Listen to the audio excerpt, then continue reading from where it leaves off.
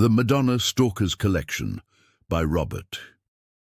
You can feel comfort in storing your private belongings inside lockers and other storage devices.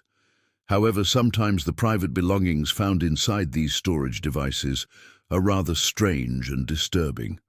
The only time it's acceptable to keep around a headless doll is the 5 minutes between the dog ripping the head off and you discovering it. When someone stores a headless doll among knives, it's most likely a problem.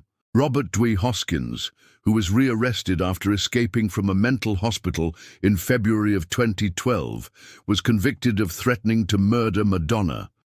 That headless baby doll was found in his storage unit in Long Beach.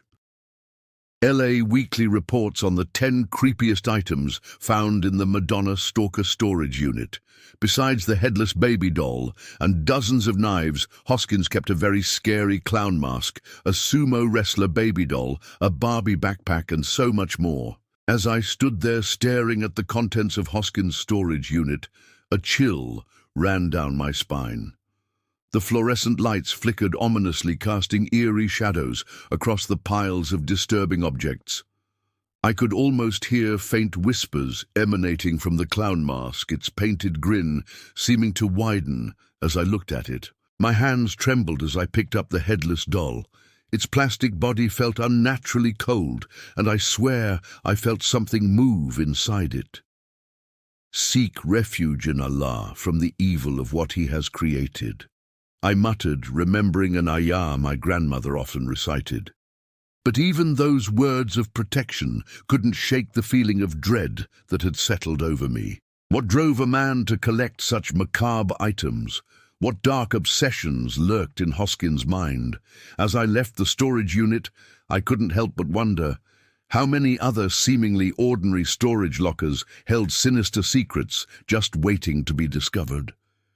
The Safe in the Child's Room by Jennifer Thompson. A married couple with 2 kids made a horrific discovery when the mother, Mrs. Copeland, found a safe in her 10-year-old son's room. When questioned about where he got it and its contents, he simply pleaded the fifth. Both parents were unable to get any info out of their son. Eventually, Mr. Copeland was able to pry the safe open and was shocked at what he found inside. The head of their dog that had recently passed and was buried in their yard was stuffed into the safe. Blood poured out of the box as Mr. Copeland screamed in horror. Their son said he loved that dog so much that he wanted to have a part of her forever. So he dug up the body, cut off its head with a tiny kitchen knife, and stuffed it in the safe that was found by the mother later on that same day. The metallic screech of the safe opening still echoes in my nightmares. Time seemed to slow as the door swung open, revealing the grotesque contents within. The coppery smell of blood hit me like a wave, making my stomach churn. I'll never forget the lifeless, glassy eyes of our beloved pet staring back at us accusingly. My son's calm explanation chilled me to the bone. How could my sweet little boy do something so monstrous?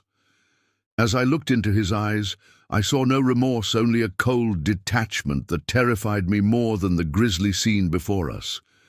The hearts of men are between 2 fingers of the most merciful, I remembered reading. But in that moment I feared my son's heart had been touched by something far darker. What other secrets was my child hiding? How well did I really know him? That safe contained more than just our dog's remains. It held the shattered illusion of our perfect family. And I knew things would never be the same again. The Doctor's Gruesome Collection by Michael Rodriguez. Some people like to take their work home with them, but Dr. Michael Birkland, a former medical examiner, took his work to a storage unit in Pensacola. And when I say work, I'm talking about body parts for more than 100 people. All this creepiness was discovered in August 2012, when some poor soul bought the contents of Dr. Birkland's unit at a storage auction. It seems that Dr. Birkland's hobby included the storing of 10 brains, as well as other body parts like lungs, hearts, and tissue samples. Dr. Birkeland was thrifty as well as creepy, keeping a heart stored in a styrofoam cup. Police noted that formaldehyde was leaking from the cracked lid. The body parts which were harvested during private autopsies performed inside funeral homes in Florida were also found inside Tupperware containers, trash bags, and specimen cups. Interestingly, Dr. Birkeland was fired from his job as a medical examiner in 2003 for failing to complete autopsy reports in a timely manner and for keeping a big backlog of cases. As I sifted through the grisly contents of the storage unit, my hands shaking, I couldn't help but wonder about the lives these organs once belonged to. Each container held not just biological matter, but fragments of human stories tragically cut short. The smell of formaldehyde was overwhelming, making my eyes water and my head spin. But even worse was the sickening squelch as I accidentally knocked over a container, spilling its contents across the concrete floor. I gagged, fighting the urge to vomit, as I watched a partially decomposed heart slide towards my feet, leaving a trail of putrid fluid in its wake. What compelled Dr. Birkeland to amass such a disturbing collection? Was it scientific curiosity gone too far, or something far more sinister? As I left the storage unit, I couldn't shake the feeling that I had glimpsed something profoundly wrong, a perversion of the natural order that would haunt me for years to come.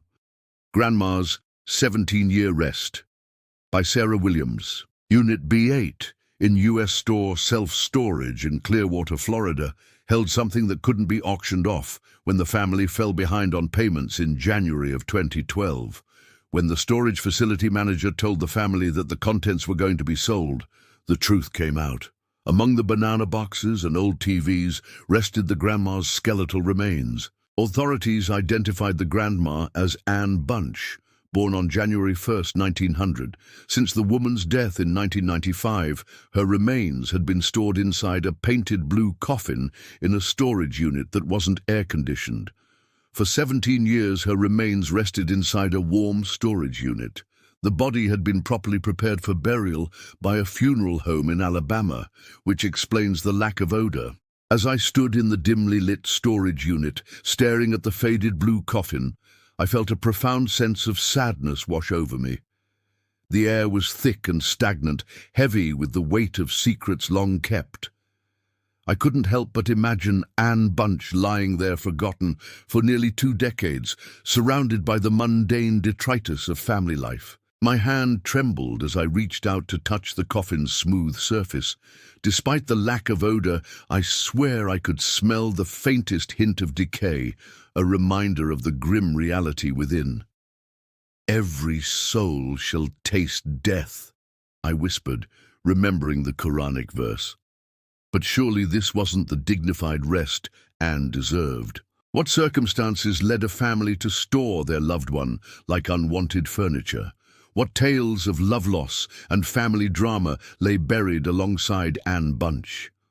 As I left the storage unit, I couldn't shake the feeling that some secrets are better left undisturbed, and that the true horror often lies in the choices of the living, not the dead.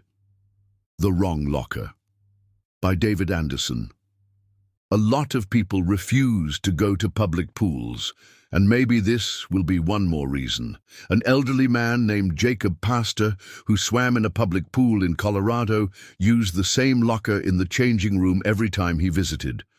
A lot of the lockers went unused as most people didn't even need to use them, and it wasn't a very crowded pool to begin with. One unfortunate day, however, perhaps he had tired himself out a little too much and opened the wrong locker, the one right next to his usual one. The skeletal remains of a human fell out from the locker almost as if it were tackling him to the ground. By the looks of it, the body that once was had been in there for years. As it was fully decomposed, it looked as though somebody had been forcefully jammed in there.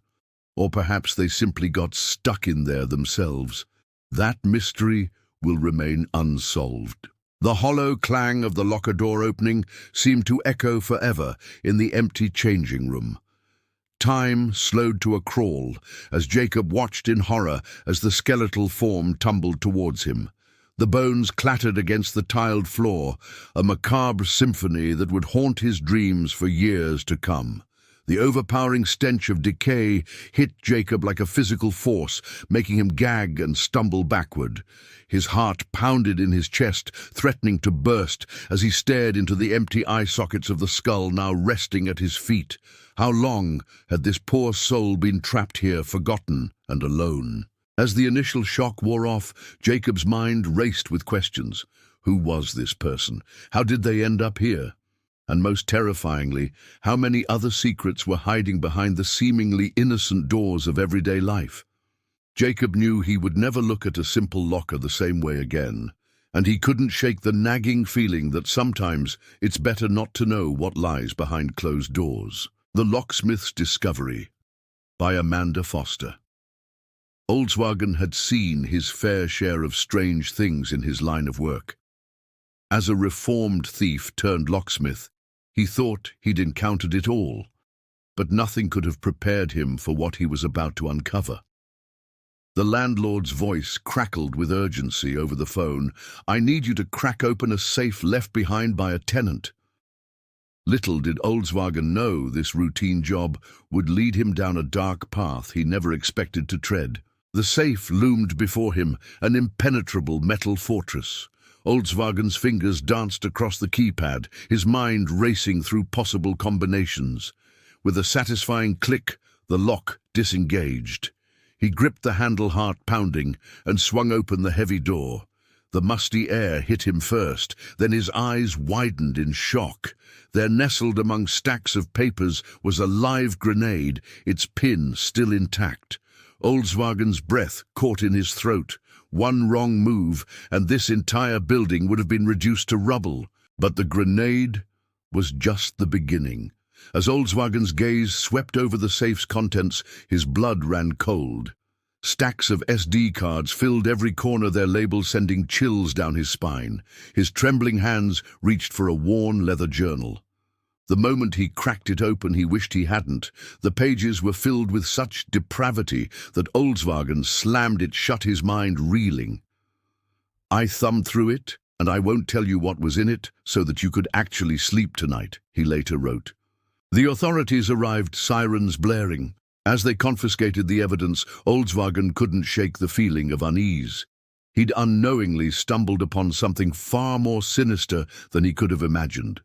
The innocent-looking safe had concealed a web of darkness that stretched far beyond these four walls. As he watched the police load the last of the evidence into their van, Volkswagen couldn't help but wonder how many more secrets were hidden behind locked doors waiting to be discovered. The Student's Dark Writings by Christopher Bell. Number 4.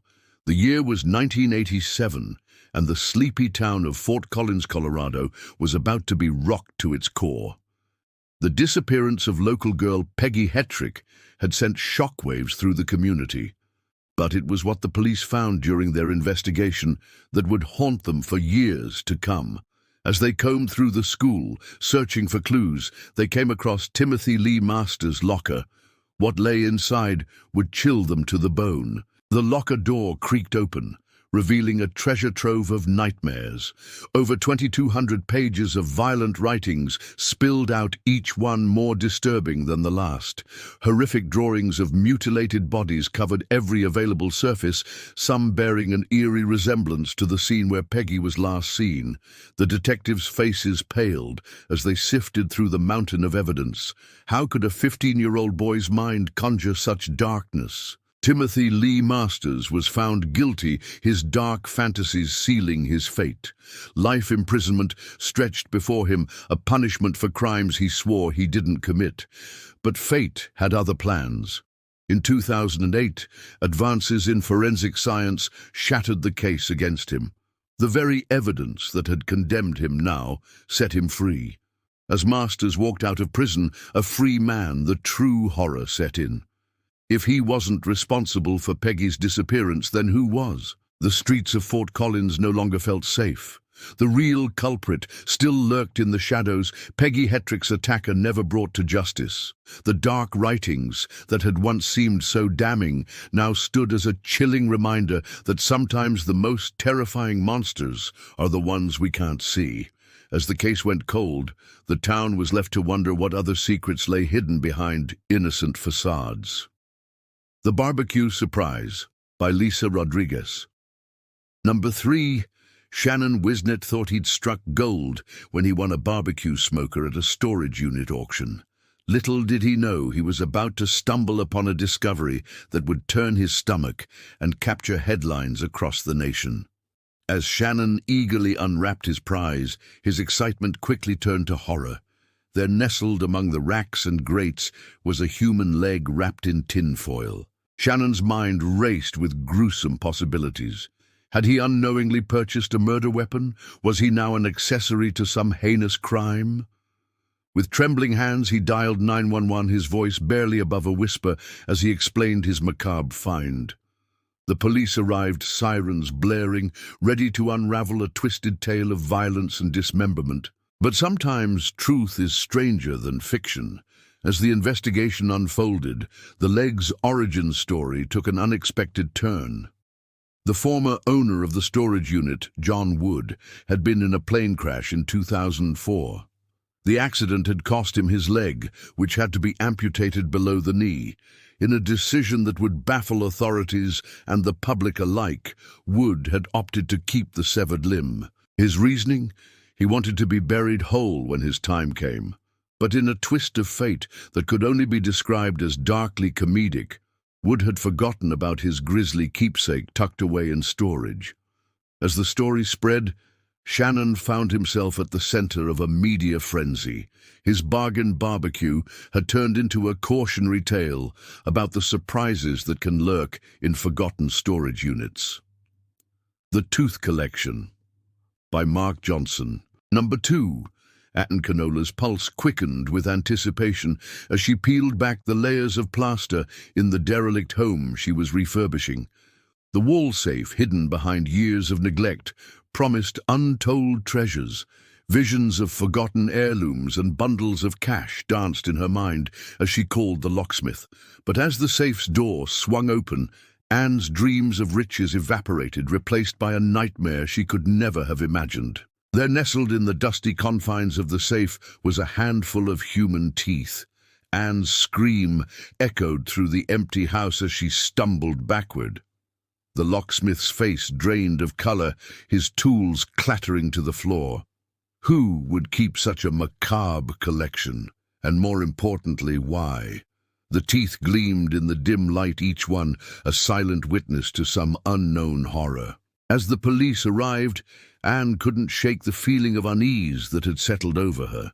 The house she had hoped to transform into a warm family home now felt tainted. Every creak of the floorboards, every shadow in the corners seemed to hide sinister secrets. The tooth collection became the talk of the town, a chilling reminder that sometimes the past refuses to stay buried. Weeks turned into months, but no answers came. The previous owners of the house had long since vanished, leaving behind only questions and a legacy of fear. Anne found herself unable to continue the renovation, haunted by the image of those teeth and the stories they could tell. The derelict house stood as a monument to the mysteries that lie hidden behind walls waiting to be discovered. The Crawl Space Warning by Jessica Parker. Number 1. Reddit user Lumberjack thought he knew every inch of his new home. But as he explored the dusty corners of his basement, he stumbled upon a discovery that would turn his world upside down.